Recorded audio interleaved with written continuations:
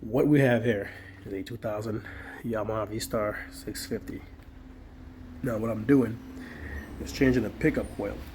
I'm going to show you how to remove the casing here. It's pretty easy. I mean, it's all over YouTube. The only trick is that before you start taking screws off and put them everywhere, just use your gasket, draw the silhouette on the plastic, a paper that it comes with, poke holes through these little screw holes here, and as you move your screws, you put them, stick them in there like I did this. That way you don't lose them, and you know where they go. So what I'm doing, I'm just gonna replace just the pickup coil because this thing, I just want to save some money. What we got here is one from this place right here, car trick, whatever, cow trick. I already checked the resistance on it, getting like 230 is just pretty good, 240. So I'm gonna just splice it, cut the wire here, and just put it in here, and just like heat shrink it, and it should be good to go. But the problem here, the reason for this video, is how to remove this pickup coil bracket, mounting bracket, from the cover. This thing is held together by these two. They were Phillips head screwdriver, screws. But the problem is that I don't know what the hell Yamaha engineers were thinking by making this thing nearly impossible to come off without breaking. I've seen tons of these covers for sale on eBay with broken heads because guys try to pull them out with impact drivers and all that, and they won't come off.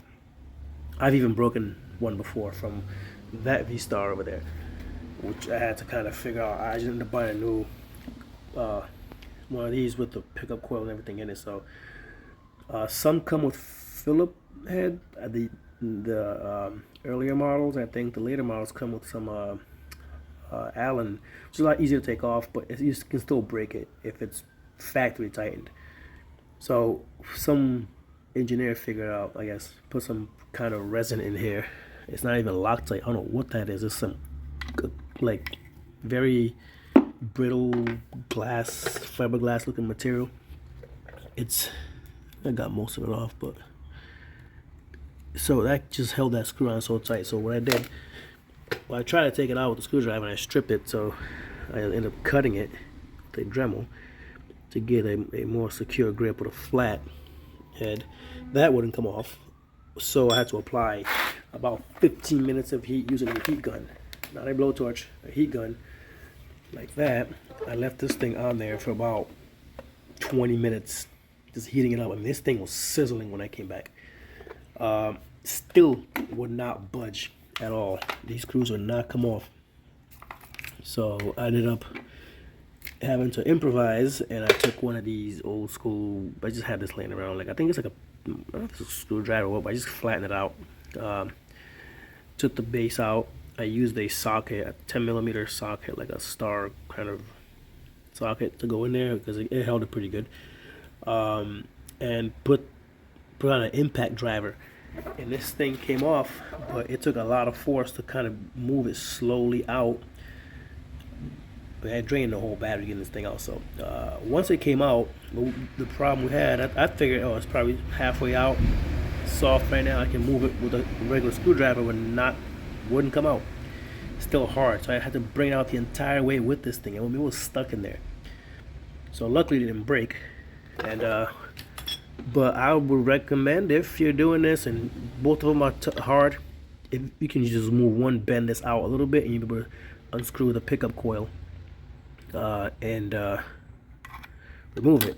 But so that's how I did it, and it's out. So what I'm gonna do is just pretty much just cut this wire right here. I'm not gonna take, because I need a seal, and just solder this one in there and put it into place, and we're done.